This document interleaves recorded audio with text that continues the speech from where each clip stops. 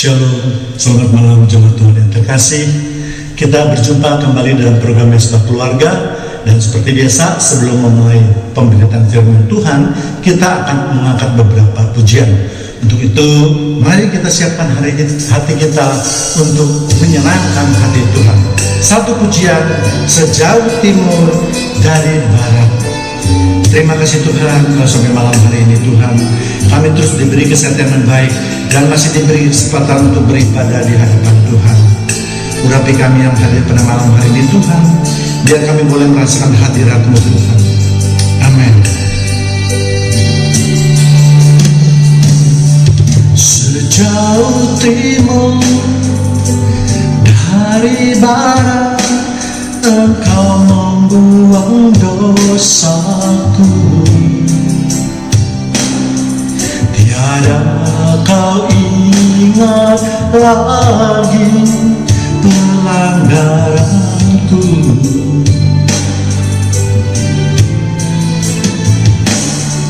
Jauh ke dalam tubir laut, Kau melemparkan dosaku. Tiada Kau perhitungkan kesalahanku.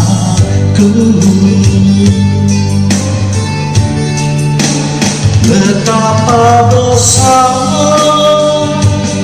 kasih pengampunan-Mu Tuhan. Tak Kau pandang hina hati yang hancur.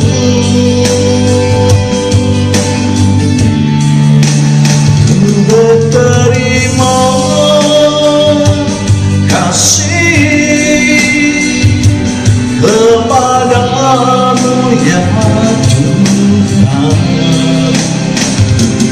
Pengampunan yang Kau beri, pulihkanku.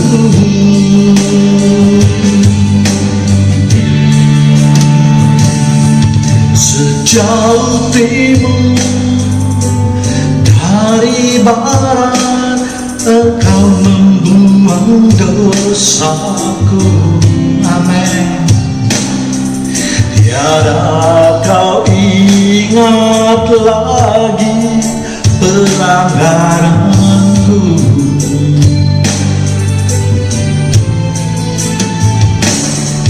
Jauh ke dalam tubir laut, Kau melemparkan dosaku. Tiada Kau perhitungkan kesalahanku. Mari kita angkat suara dalam hati kita. Betapa besar kasih pengampunan-Mu Tuhan. Tak Kau pandang hina hati yang hancur. Kami berterima kasih Tuhan. Ku berterima kasih kepadamu ya Tuhan. Pengampunan yang Kau beri, pulihkanku.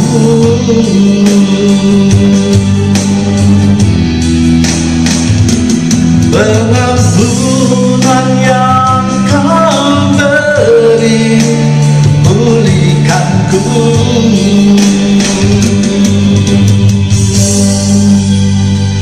Lebih dalam lagi Tuhan, kami persembahkan hati dan pikiran kami pada malam hari ini Tuhan, untuk menyukakan Tuhan. El Shaddai, Engkau Tuhan yang Maha Kuasa. Berkat-Mu yang melimpah dalam kehidupan kami Tuhan. Oh terima kasih Tuhan, Kau sungguh baik. Engkau yang terus memelihara dan menguatkan hidup kami Tuhan.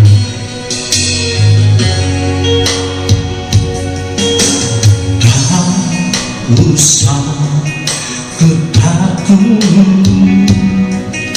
Allah menjagaku. Tak usah ku bimbang, Yesus peliharaku. Tak usah ku susah, Roh Kudus hiburku. Tak usah ku cemas, Dia memberkatiku. Mari kita angkat tangan. El Shaddai, El Shaddai, Allah Maha Kuasa. Dia besar, Dia besar, El Shaddai mulia. El Shaddai, El Shaddai, Allah Maha Kuasa. Berkatnya melimpah, El Shaddai.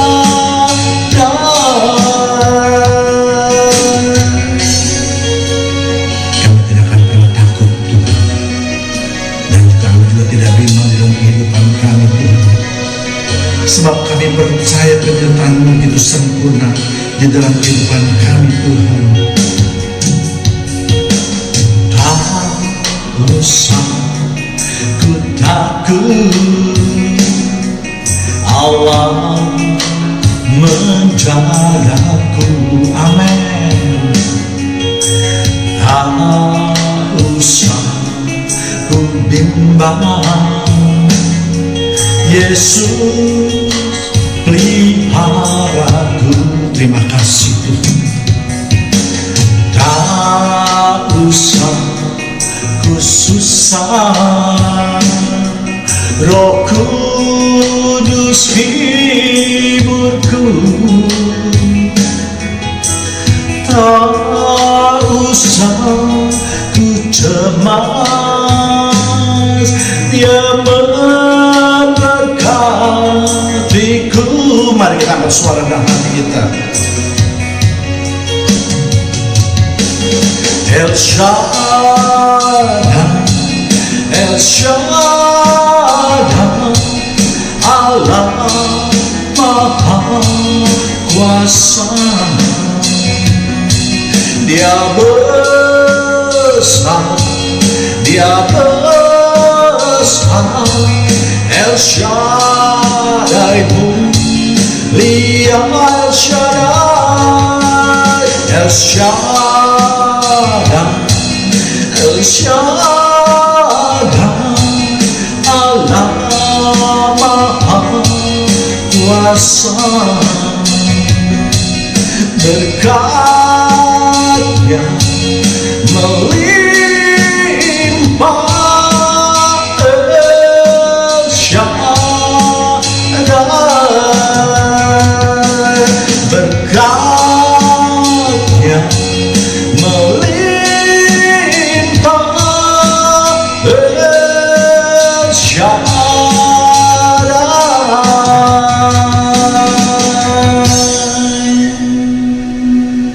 Shalom. Selamat malam jemaat Tuhan yang terkasih. Kita berjumpa kembali dalam program Resma Keluarga yang khusus membahas mengenai pendalaman Alkitab. Dan pada malam hari ini kita sama-sama akan belajar suatu topik yang saya beri judul, benarkah Paulus pernah menikah? Ya, yaitu video ini akan terdiri dari 6 sesi. Dan sesi yang pertama ini kita akan belajar mengenai sesuatu yang berhubungan dengan Sanhedrin. Namun seperti biasa, sebelum pemberitaan firman Tuhan, kita akan berdoa terlebih dahulu. Terima kasih Tuhan atas semua kebaikan Tuhan dan pernyataan Tuhan di dalam kehidupan kami. Malam ini Tuhan, kami mau buka dan hati kami untuk menerima kebenaran firman-Mu. Urapi kami dan hamba-Mu yang akan membawakannya Tuhan.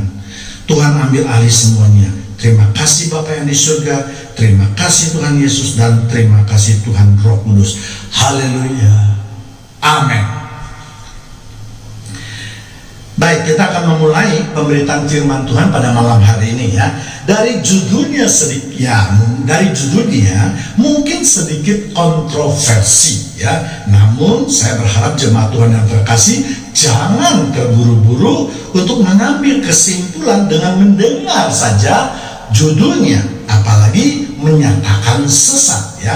Mari kita buka dan pikiran kita, apakah pembahasan yang akan saya paparkan itu adalah merupakan kebenaran firman Tuhan, atau memang sebaliknya merupakan ajaran yang sesat ya. Saya dulu juga orang yang percaya bahwa Rasul Paulus tidak pernah menikah, tetapi itu dulu ya, karena memang saya tidak atau belum mendalami peristiwa tersebut ya. Saya juga hanya mendengar khotbah-khotbah dari banyak hamba Tuhan yang mengambil ayat seadanya atau membaca firman Tuhan tanpa mendalaminya ya. Ketika kasus Rasul Paulus ini saya ambil beberapa tahun yang lalu, saya memang menerima atau melihat ada video yang berhubungan pada waktu itu yang juga menjadi viral, yaitu mengenai perceraian dari Bapak Ahok atau Basuki Cahayapurnama ya, yang berisi pernyataan Ahok yang kontroversial pada waktu itu, yang menyatakan bahwa memang Paulus pernah berkeluarga lalu bercerai ya. Tentu memang Pak Ahok tidak memberikan ayat-ayatnya secara detail ya, yang menyatakan bahwa memang Rasul Paulus itu pernah bernikah dan bercerai. Dia hanya memberikan alasan karena diyakini bahwa pada waktu itu yaitu Rasul Paulus menjadi anggota Sanhedrin, dan itu juga banyak menimbulkan kontroversial ya. Inilah yang mengusik hati saya untuk mencari kebenaran firman Tuhan, dan memang firman Tuhan ini akan bekerja dengan baik dan sempurna dalam memecahkan berbagai masalah kehidupan manusia jika kita mau mencari jawabannya atau mau mendalaminya ya. Sebelum saya membahas mengenai pembahasan, saya ingin menegaskan terlebih dahulu bahwa kita harus sepakat terlebih dahulu bahwa firman Tuhan ini tidak ada yang berlawanan atau kontradiksi ya. Ini yang paling penting, karena di dalam banyak kasus terjadinya pro dan kontra itu karena adanya penafsiran yang berbeda, atau karena mengambil ayat-ayat tertentu saja untuk mendukung pembenarannya dengan mengabaikan ayat-ayat lain yang bertentangan dengan pembenaran tersebut ya. Memang melakukan penafsiran sepanjang sesuai dengan Alkitab adalah syah saja, dan saya sangat menghargai perbedaan pendapat tersebut. Namun jangan juga kita mencari pembenaran ya, yaitu misalnya saja di dalam suatu kasus ada 3 ayat yang menunjang, sedangkan menunjang maksud saya memberikan jawaban ya atau mendukung penafsiran tersebut. Namun misalnya ada 5 ayat yang menyatakan sebaliknya, bahkan tidak usah 5, ada 2 atau 1 ayat saja yang menyatakan berlawanan. Ini yang harus kita dalami, karena sekali lagi firman Tuhan adalah ya dan amin. Tidak boleh terjadi kontradiksi bagaimanapun juga penafsiran yang akan kita lakukan ya. Untuk itu maka harus sebagai pengkhotbah kita harus sangat hati-hati di dalam menafsirkan firman Tuhan.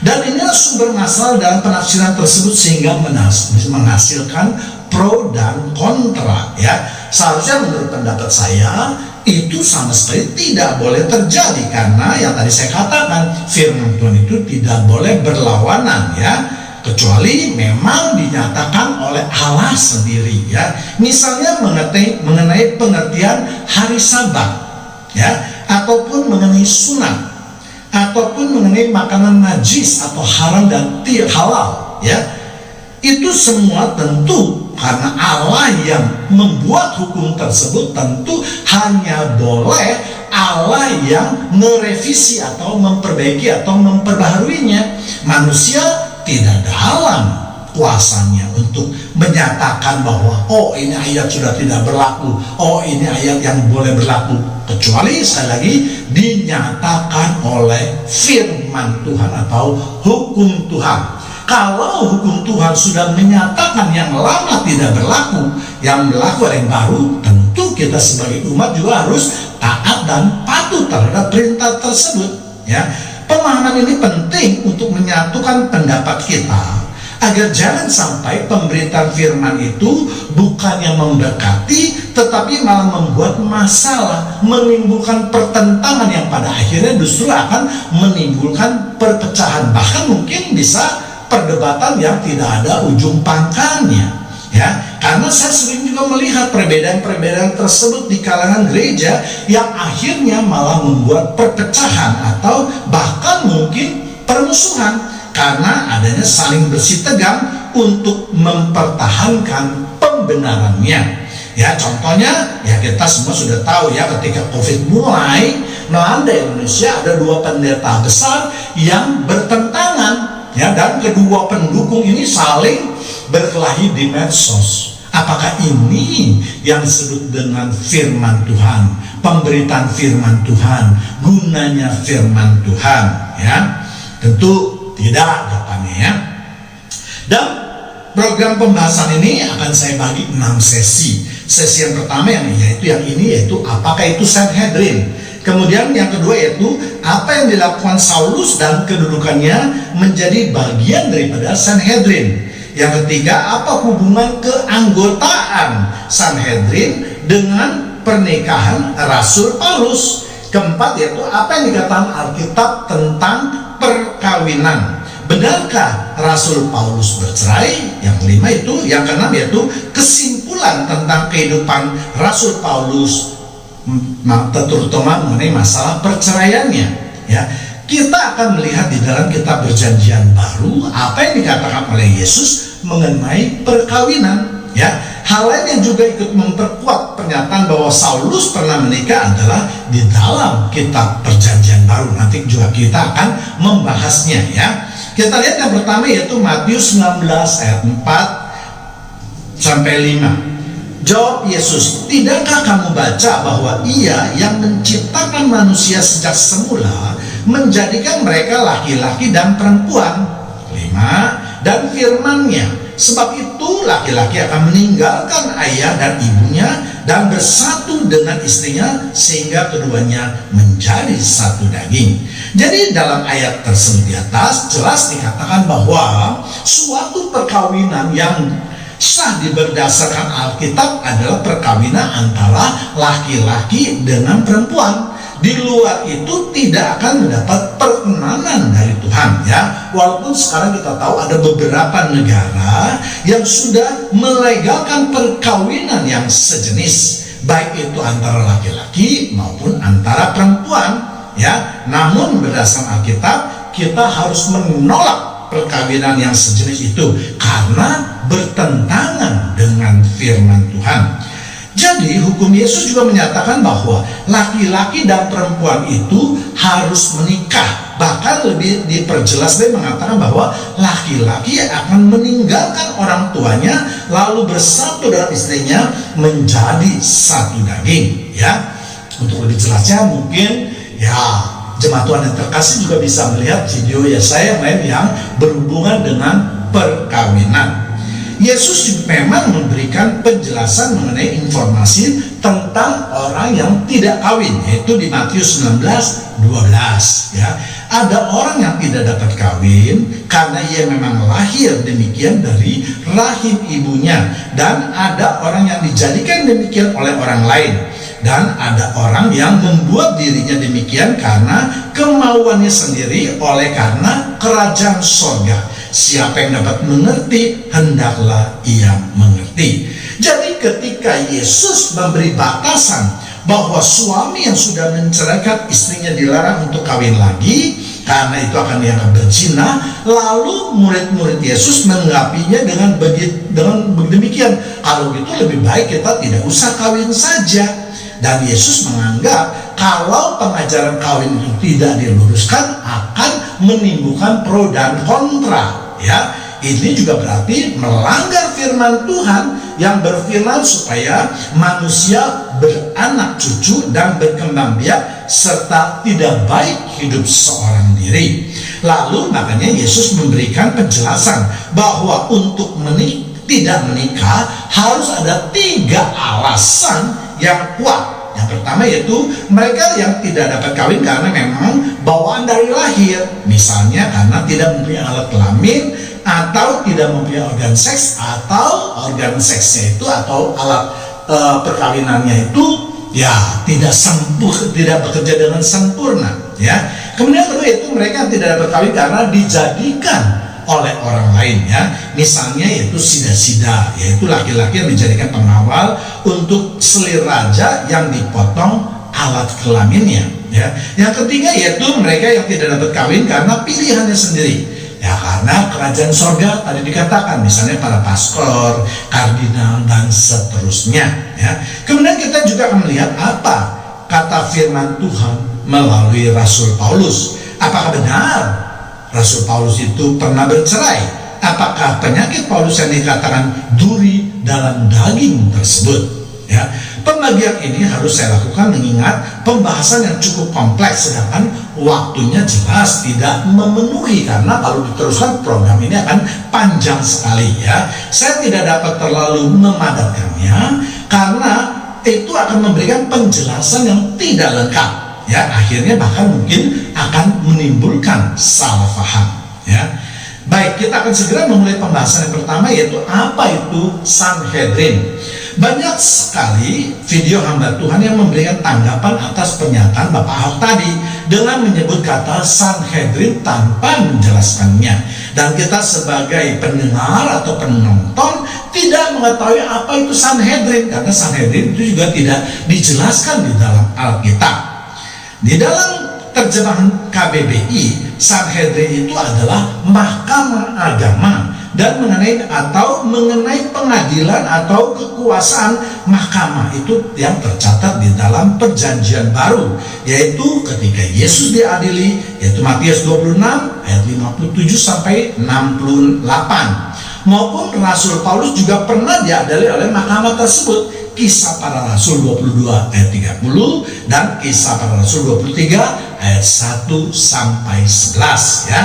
Memang kekuasaan mahkamah ini sangat luar biasa, dan itu dapat kita lihat betapa kuat kuasa mereka untuk menekan Raja Pontius Pilatus maupun Raja Herodes dalam urusan agama, ya. Serta mereka dapat menggerakkan massa dalam jumlah yang cukup besar untuk mencapai maksud mereka dengan menekan penguasa tersebut.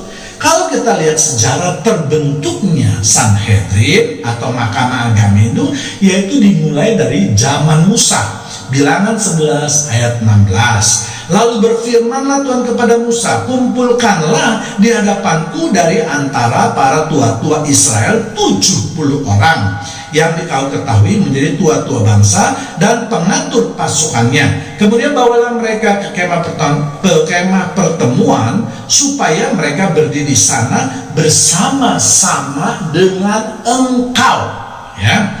Jadi jumlah anggota mahkamah agama atau Sanhedrin ini adalah 70 ditambah dengan ketuanya, yaitu 1 orang. Pada waktu itu Musa ketuanya, ya, dari tua-tua bangsa Israel, ya, sehingga totalnya semua adalah 71 orang.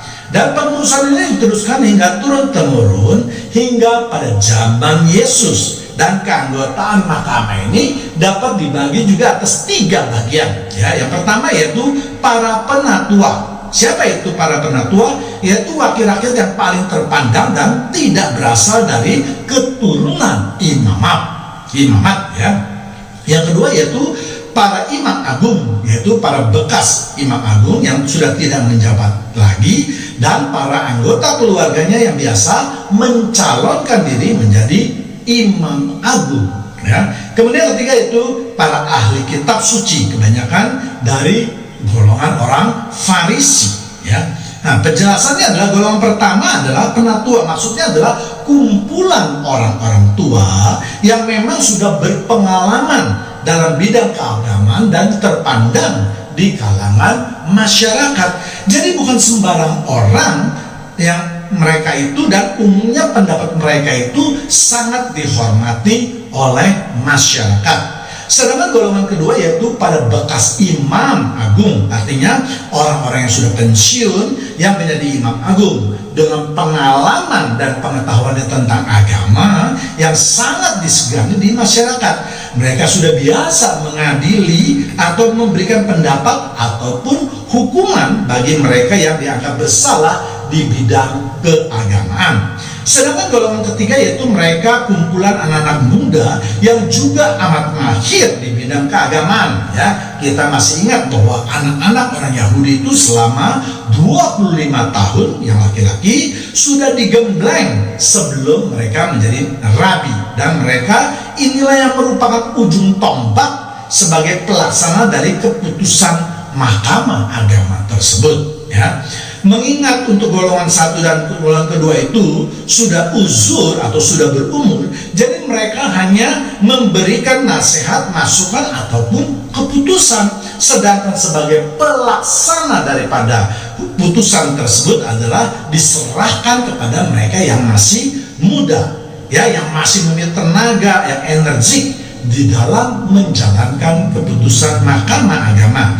Jadi dengan melihat susunan pengurusan Hedrin atau mahkamah agama, kiranya yang memutuskan perkara atau yang berpengaruh besar adalah para penatua dan imam agung tersebut, bekas imam agung tersebut. Dan ini dapat kita lihat di dalam kasus Yesus maupun Rasul Paulus ketika diadili, maka perkataan dari imam besar itu akan dituruti oleh sebagian besar para anggotanya. Namun demikian, keputusan yang dihasilkan itu juga merupakan voting bersama, dan itu nanti akan saya buktikan dalam kasus Saulus atau Paulus. Ya, kembali pada pengaruh imam yang luar biasa tersebut, kita lihat contohnya ketika Yesus diadili oleh mahkamah agama, di mana diketuai oleh imam besar yang bernama Kayafas. Ya, Kayafas ini sangat menentukan jalannya pengadilan dan pengaruhnya. Kita baru saja mendengarkan sebagian kebenaran firman Tuhan. Kini saatnya kita menyembah kembali. Untuk itu, mari kita siapkan hati kita dan kita angkat satu pujian, Dia mengerti. Ya. Terima kasih Tuhan, kami percaya Tuhan, Engkau adalah Tuhan kami yang sungguh mengerti Tuhan. Semua doa yang kami panjatkan, bahkan sebelum mulut kami berkata-kata, Engkau sudah mengetahui dan mengerti Tuhan. Terima kasih Tuhan atas semua kebaikan Tuhan. Terkadang kita merasa tak ada jalan terbuka, tak ada lagi waktu, terlambat sudah.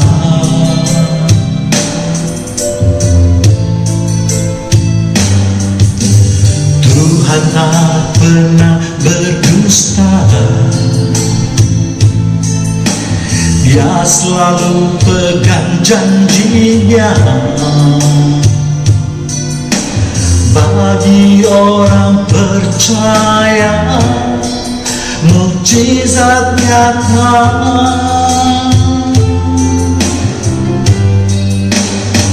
Dia mengerti, Dia peduli persoalan yang sedang terjadi.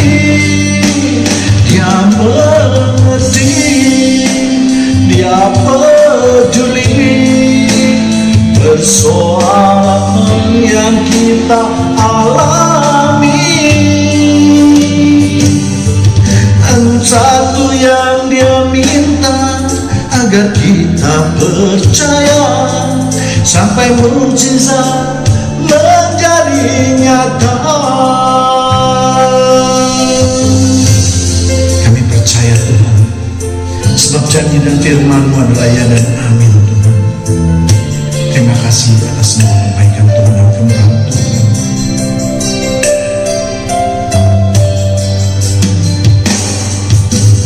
Tuhan tak pernah berdusta, amin. Dia selalu pegang janjinya. Bagi orang percaya, mukjizat nyata. Mari kita angkat tangan kita. Dia mengerti, dia peduli persoalan yang sedang terjadi. Dia mengerti, dia peduli persoalan yang kita alami. Namun satu yang dia minta, agar kita percaya sampai mukjizat menjadi nyata. Namun satu yang dia minta, agar kita percaya sampai mukjizat menjadi nyata.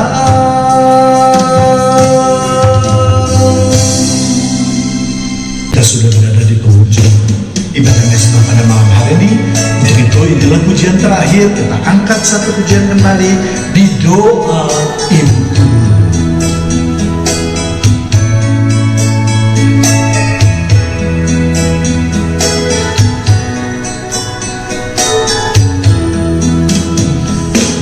Waktuku masih kecil, gembira dan senang, tiada duka ku kenal, tak kunjung menyerah. Di sore hari nan sepi, ibuku berteduh, sujud berdoa, aku dengar namaku disebut. Di doa ibuku, namaku disebut. Di doa ibuku dengar, ada namaku disebut. Terima kasih Ibu yang selalu mendoakan anak-anaknya. Namaku selalu disebut ketika Ibu sujud bertelur.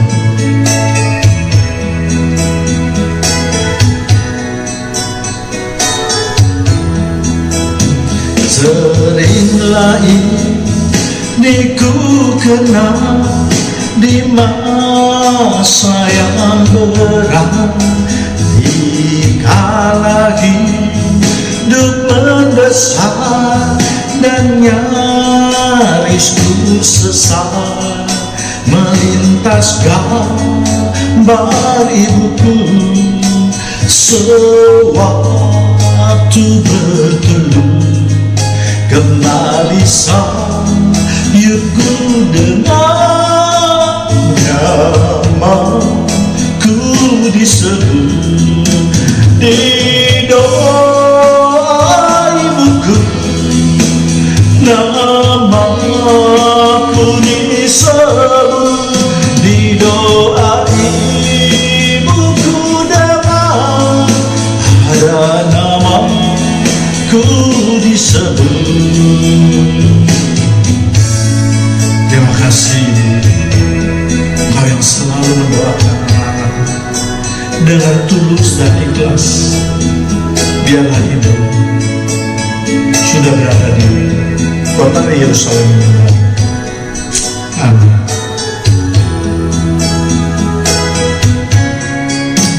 Sekarang dia telah pergi ke namun kasih-Nya padaku selalu ku kenang. Di kelak di sana kami pun bersama berteduh memuji Tuhan yang dengan nama-Ku disebut di doa ibuku, nama-Ku disebut di doa ibuku, dengan ada nama-Ku disebut di doa ibuku, nama-Ku disebut di doa ibuku, dengan ada nama-Ku disebut, ada nama-Ku disebut. Demikianlah mesbah ibadah pada malam hari ini. Kita akan berjumpa kembali dalam program yang sama dan pada waktu yang sama. Tuhan Yesus memberkati kita semua.